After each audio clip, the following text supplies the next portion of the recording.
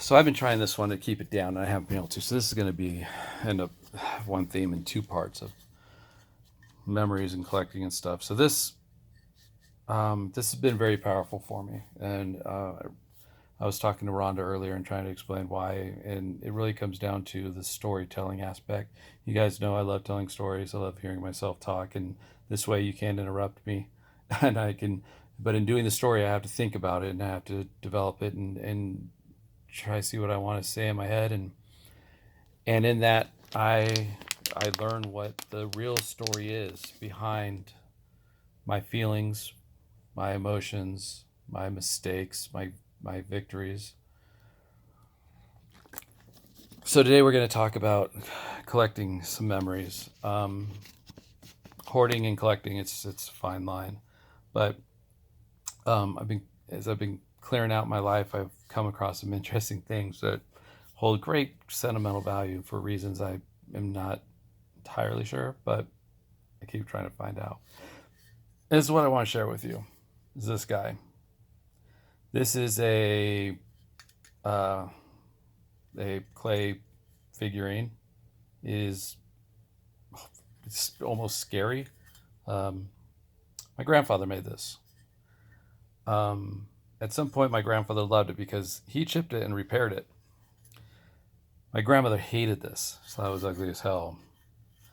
When I was younger, I didn't really get to know my grandfather, but did know my grandmother. And visiting one summer, might have been 9ish or so, I ended up with this.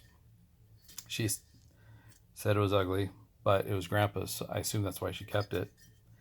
And she handed it off to me. And here, 40 years later, I still have it. Um, I don't know why. It means so much to me. There's an odd piece right in the back here that where you could feel where his thumb was they were. So I just like to put my thumb there. As I said, I didn't know my grandfather, but I am. I do feel connected to him. Some of the stories my mom has told me um, makes her smile. Where they would go to this like Denny's style restaurant, and he would start playing games by flipping jellies into glasses, and that was his thing.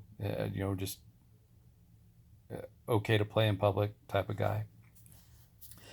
And another thing that I have of his that connects me is the flag that he was laid to rest in. Grandpa was in the Army Air Corps.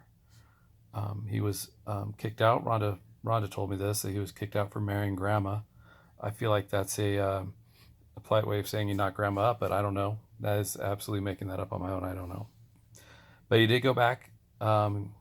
He did get his commission, was an officer, was a commander of civil engineering.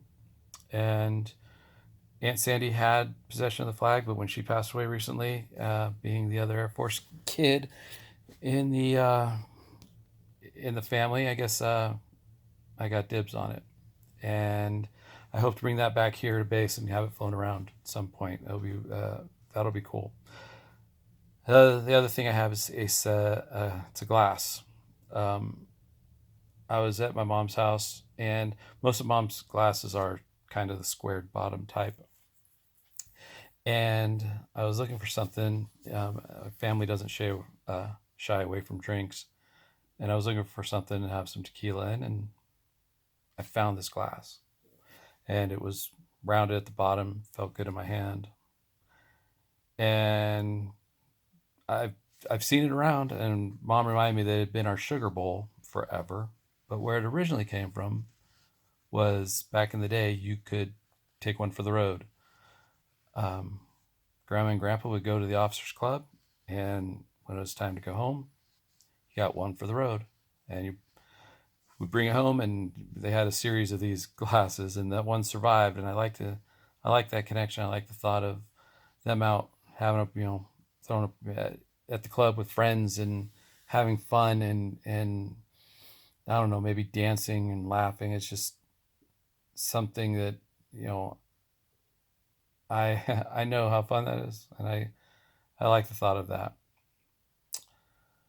But the thing that Grandma also told me was that has a family that doesn't shy away from drinks, that when Grandpa would drink, you wouldn't know which Grandpa you were going to get.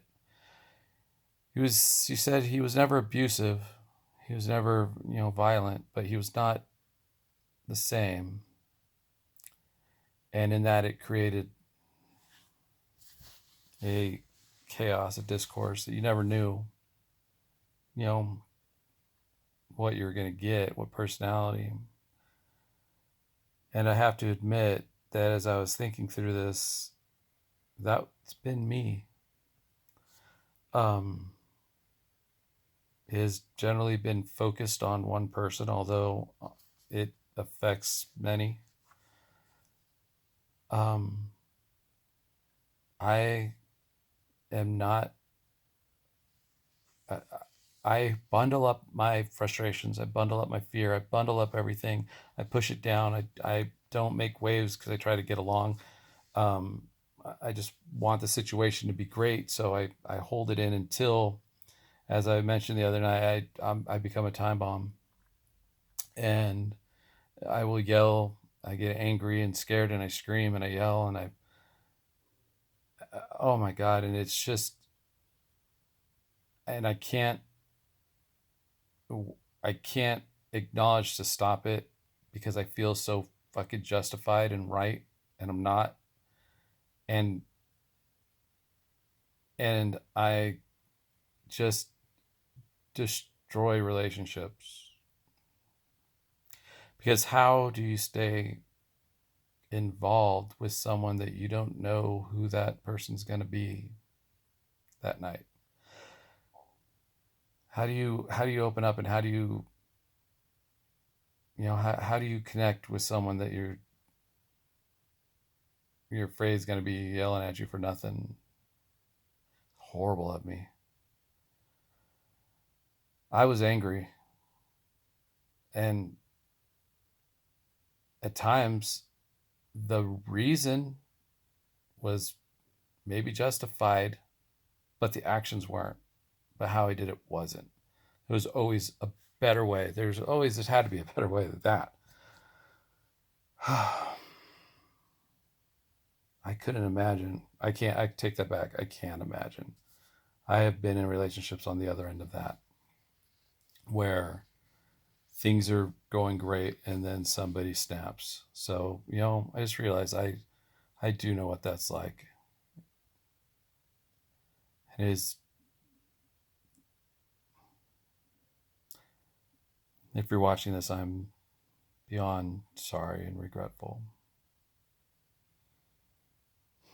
I will not live like that anymore. I don't want to bring that sort of chaos to other people, that sort of dysfunction. Just can't. So this is my journey through my connection with my grandfather. From the good times to the bad times, a man I never met. But I am learning still who I am and who I shouldn't be. But speaking of who I am and who I shouldn't be, tomorrow is going to be part 2 of this journey, where we get to meet this guy. Holy shit. What would we say to 19-year-old Randy? What would I say to 19-year-old Randy? Come back, find out. Thanks, guys. See you next time.